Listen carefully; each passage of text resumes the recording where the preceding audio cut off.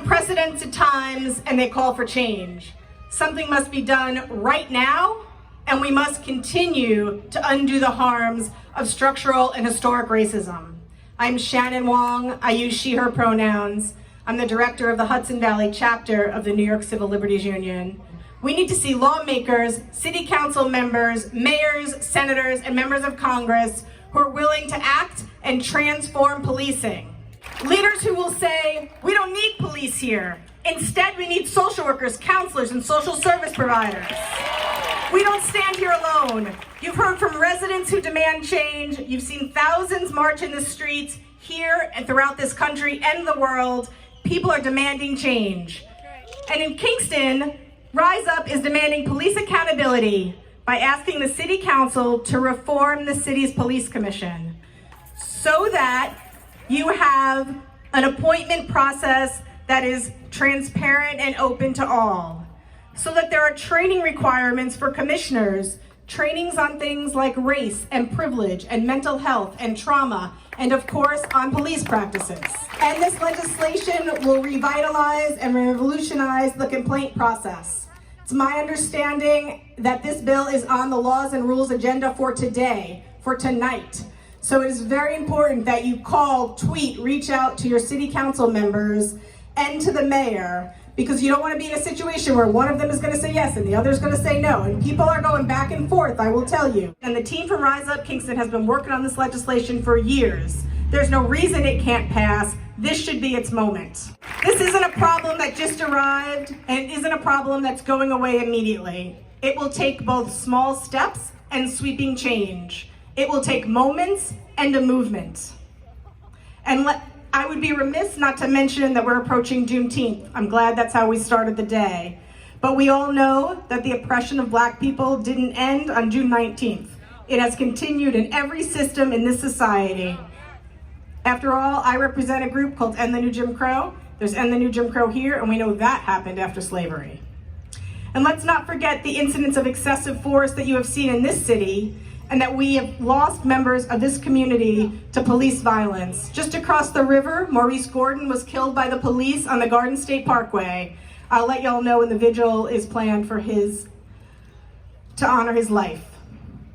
We must reimagine the role of police and not forget the history. The history of slave patrols, the history of Selma, the history of quashing labor protests, and the history of Rodney King. Many people, including the ACLU, have been fighting for reform for decades. We have tried to end broken windows policing. We have tried training officers. We have tried oversight, and we are tired. But as Ella's song from Sweet Honey in the Rock, as that song goes, we who believe in justice cannot rest until it comes. Despite the tireless work done by so many to address police violence in communities of color, there is a fundamental truth that we must confront. It has not worked. Black people continue to be murdered and brutalized by the police with near impunity. More of the same won't fix this problem. So when the streets are calm and people start to suggest that we hire more Black officers or we create more civilian review boards, I hope we remember that all of the times those efforts have failed. We need a new fight.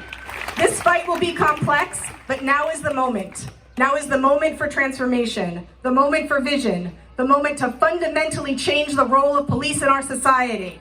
That role must be smaller, and it must use less tax-funded dollars, because the money can be used better.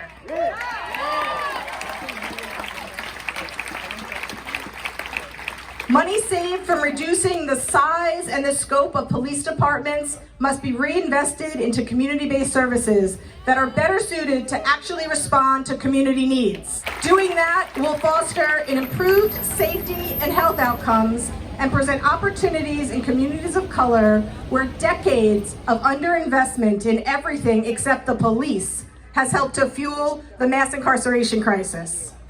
Together, we will help reimagine an effective and a far more limited role for police in our community. We will implement changes that save lives, advance civil rights, safeguard our liberties, and create conditions to start repairing decades of harm and violence inflicted on communities that have been over-policed. It's time to embrace alternatives like civilian-led crisis teams composed of highly trained professionals, including nurses, doctors, psychiatrists, social workers. It's time to put more counselors and teachers and not cops in our schools.